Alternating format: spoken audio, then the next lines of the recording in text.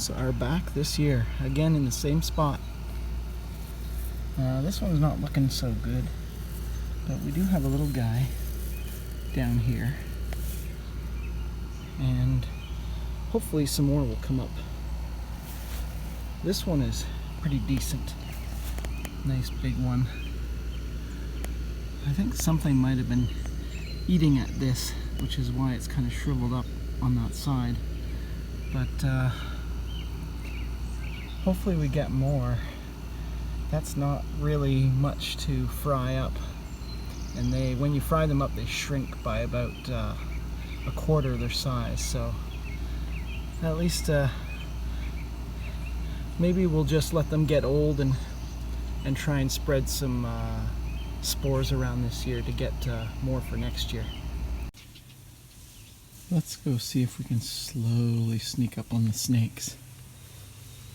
There must have been about 4 garter snakes in behind the brick wall outside here. Hopefully they're still there. Oh yeah, look. There they are.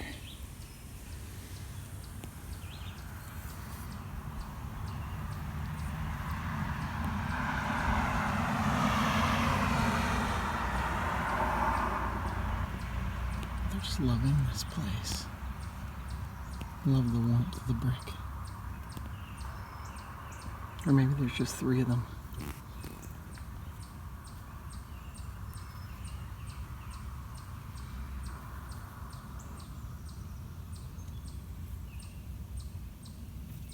Oh, that one got skittish. Oh, and there goes that one.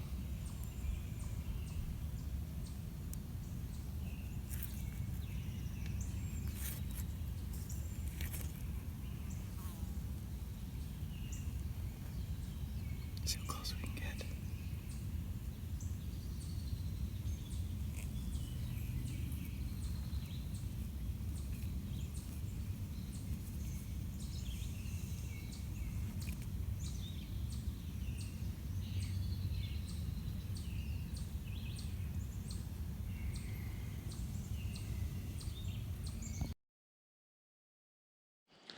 Well, I think the hazelnut harvest is pretty much finished for this year.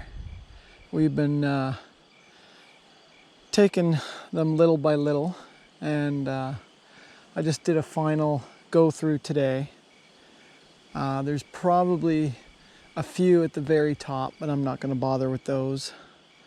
I've been able to use my 3-prong hook or 3-prong cultivator and reach up around the cluster and just pull them off. So I was able to reach pretty much the top of the tree, which was awesome.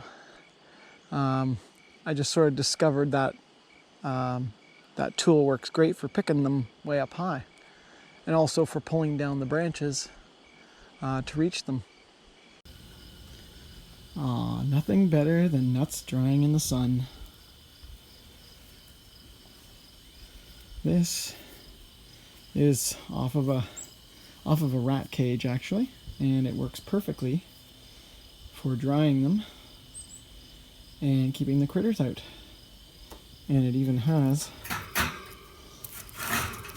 the little door for adding more. Hoping this is well spaced out enough. Oh yeah. Oh, look at that. Beauty. They are drying out. They're turning that nice, I guess you'd call hazel. Nice. These are so tasty after they're dried. We got so many. Just a major bumper crop this year. Awesome. Well, this is the fruit of our harvest of the hazelnuts. We got some finished ones here. You can see, and they're all dry now. They should be pretty good to eat. They're a bit smaller than the commercial brand, but pretty good nonetheless. Got that one pretty much full. These were ones that I just was picking off the tree, picking them right out of the hulls early on. And then we have the bulk of all the ones that are still in the hulls. Mind you, just by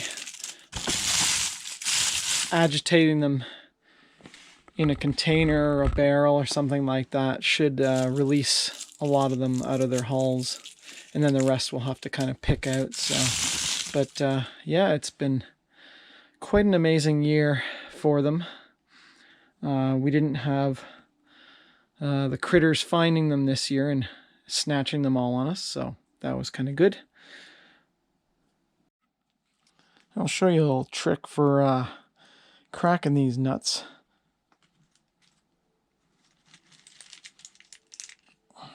You get a pair of vice grips. They kind of look like these, and what's amazing is these fit in perfectly, and you put them top to bottom. Now, since you don't want to crush the nut, you want to loosen the screw so that all you're doing is only letting it go just enough to crack it and not to so you can just tell by feeling it. Takes some getting used to that. It's not quite, it's gonna go, but it's not gonna crush it, so you just tighten it just a slight bit, and the key is to hold it, your hand around it, so pieces don't go flying. And there we go.